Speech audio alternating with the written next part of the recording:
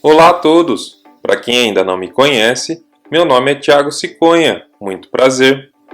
O meu objetivo neste vídeo é apresentar no contexto das aeronaves não tripuladas informações sobre câmeras e suas características.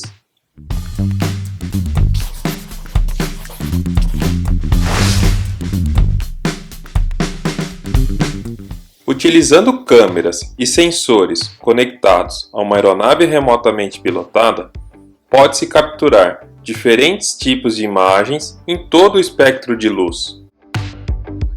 Da luz visível às imagens térmicas e infravermelho, é importante entender os diferentes tipos de imagens e seus usos. Por exemplo, enquanto os usuários da construção ou topografia podem exigir apenas uma câmera padrão, um usuário da agricultura pode precisar de uma câmera de infravermelho próximo para avaliar a saúde da lavoura. As imagens RGB são geralmente utilizadas em missões de aerolevantamento, mapeamento e GIS, Geographic Information System, onde são necessários um modelo de superfície de alta definição ou nuvem de pontos 3D. Esse tipo de imagem é produzido utilizando um sensor da câmera digital que vem com a maioria das aeronaves remotamente pilotadas disponíveis no mercado, e é o espectro de cores que as pessoas mais estão acostumadas a ver em fotografias padrão. Os computadores armazenam imagens como um mosaico de pequenos quadrados. Isto é como a antiga forma de arte do mosaico de azulejos. Se estas peças quadradas forem muito grandes, será difícil criar bordas e curvas suaves. Quanto maior a quantidade e menor forem esses quadrados, mais suave ou menos pixelado a imagem será. Por vezes, serão referidos como a resolução das imagens. Nesta tabela, podemos observar nas colunas algumas características importantes que devem ser levadas em consideração na escolha de um equipamento. Mas vamos iniciar falando da era digital. Cada fotografia em formato digital é composta de pixels. Pixel é uma abreviação de Picture Element e, de maneira simplificada, podemos dizer que se trata do menor elemento em uma imagem digital. Para imagens em escala de cinza, por exemplo, os valores de pixel são números inteiros que variam de 0 para a cor preta a 255 para a cor branca, se estivermos traduzindo cada pixel por um único byte, ou seja, 8 bits. Sabendo-se que cada bit pode receber apenas o valor 0 ou 1, teremos 256 valores possíveis. A título de curiosidade, se estivéssemos traduzindo cada pixel com 5 bits, teríamos 32 tons na escala de cinza, e com 3 bits, apenas 8 tons. Algo muito semelhante ocorre com as imagens coloridas. Cores primárias são cores que podem ser combinadas para criarem outras cores, mas que não podem ser obtidas por mistura de cores. Por exemplo, para os nossos olhos, as cores primárias são vermelha, verde e azul, o que chamamos de RGB, do inglês Red, Green e Blue. De maneira simplificada, se combinarmos as cores primárias vermelha, verde e azul, teremos como resultado uma imagem colorida.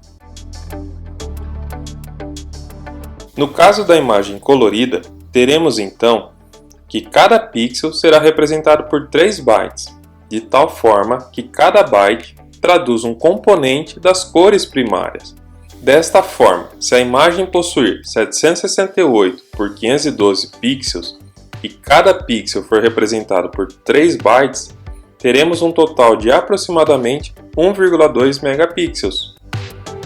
Os fabricantes arredondam 1 megapixel para 1 milhão de pixels, ao declararem o tamanho da imagem que a câmera irá capturar. Porém, vale ressaltar que isso não informa nada sobre as dimensões reais do pixel da imagem, mas apenas o número total de pixels que compõem a imagem.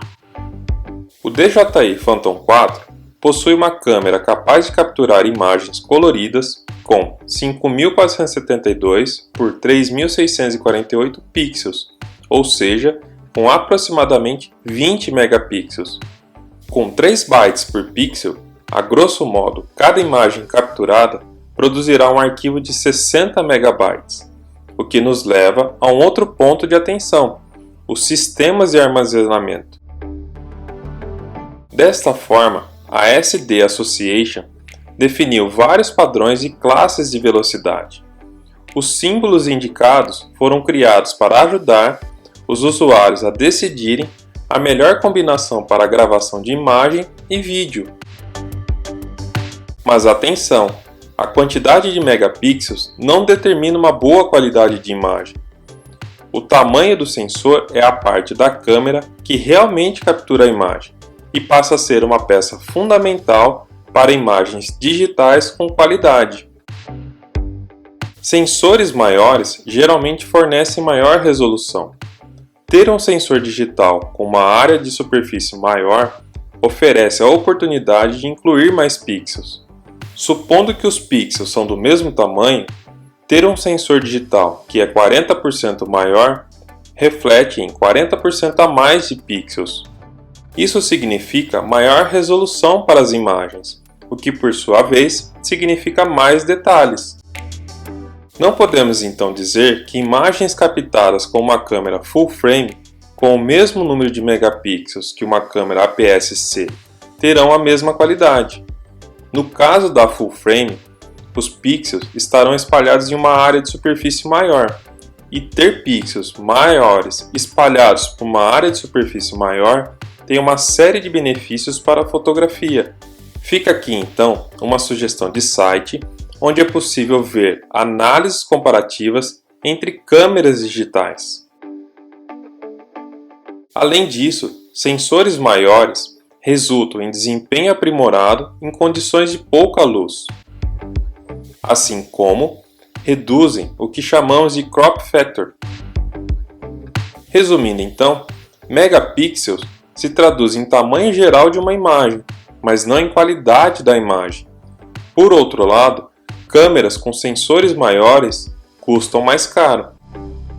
Outra informação importante é a distância focal. Ela é geralmente representada em milímetros, e podemos dizer que é a descrição básica de uma lente fotográfica. Não é uma medida do comprimento real de uma lente, mas um cálculo de uma distância óptica do ponto onde os raios de luz convergem para formarem uma imagem nítida de um objeto no plano focal da câmera. Quanto maior a distância focal, mais estreito é o ângulo de visão e maior a ampliação. Quanto menor a distância focal, maior o ângulo de visão e menor a ampliação. Além da distância focal, deve-se dar atenção também à exposição, que traduz a quantidade de luz que entra na câmera e atinge o sensor. Se a imagem estiver muito brilhante, ela estará superexposta. Muita luz foi permitida que entrasse em contato com o sensor. Por outro lado, se estiver muito escuro, dizemos que está subexposta. Neste caso, não foi permitida luz suficiente em contato com o sensor. Podemos controlar a quantidade de luz que atinge o sensor alterando a abertura, a velocidade do obturador e as configurações ISO. Nesta imagem, vemos um exemplo de histograma de exposição, disponível no aplicativo DJI Go. A exposição é medida em paradas. Por exemplo, se você achar que sua foto ficou muito escura, você pode aumentar sua exposição. Por outro lado, se a imagem estiver superexposta, talvez seja necessário diminuir a exposição. Já a abertura se refere ao tamanho da abertura na lente através da qual a luz entra na câmera. O tamanho desta abertura pode ser ajustado e é medido em f-stops. Quando você altera o valor de f-stop, você altera o tamanho da abertura. Ou seja, quanto maior o valor de f-stop, menor será a abertura e menos luz atingirá o sensor. Se o ISO está relacionado com a sensibilidade à luz, a abertura está sobre o controle da quantidade de luz que chega ao sensor de imagem da câmera, sendo outro ponto importante do triângulo de exposição.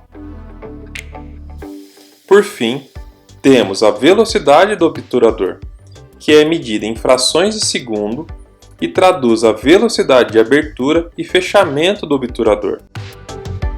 Vejamos então, de forma prática, como os parâmetros de uma câmera podem interferir na qualidade de um trabalho.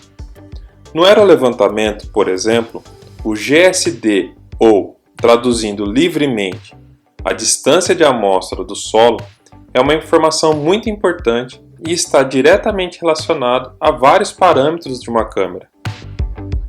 O tamanho do GSD é inversamente proporcional ao nível de detalhamento, ou seja, quanto maior o GSD, menor é o nível de detalhamento, e quanto menor for o GSD, maior será o nível de detalhamento.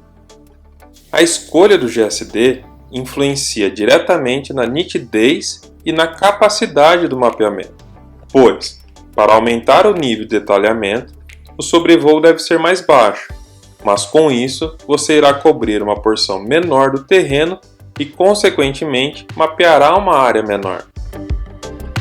A título de curiosidade, no cálculo do GSD, além da altura do voo, devemos também considerar a largura do sensor, a largura da imagem em pixels e a distância focal, parâmetros que acabamos de ver e que estão diretamente relacionados à câmera a qual foi acoplada a aeronave remotamente pilotada. Resumindo então, entender os parâmetros na escolha da dupla aeronave-câmera pode ser o divisor entre você conseguir realizar um bom trabalho ou nem conseguir realizá-lo. Obrigado a todos vocês que estiveram até agora aqui comigo. Deixe nos comentários suas dúvidas e sugestões. Bons voos e até breve!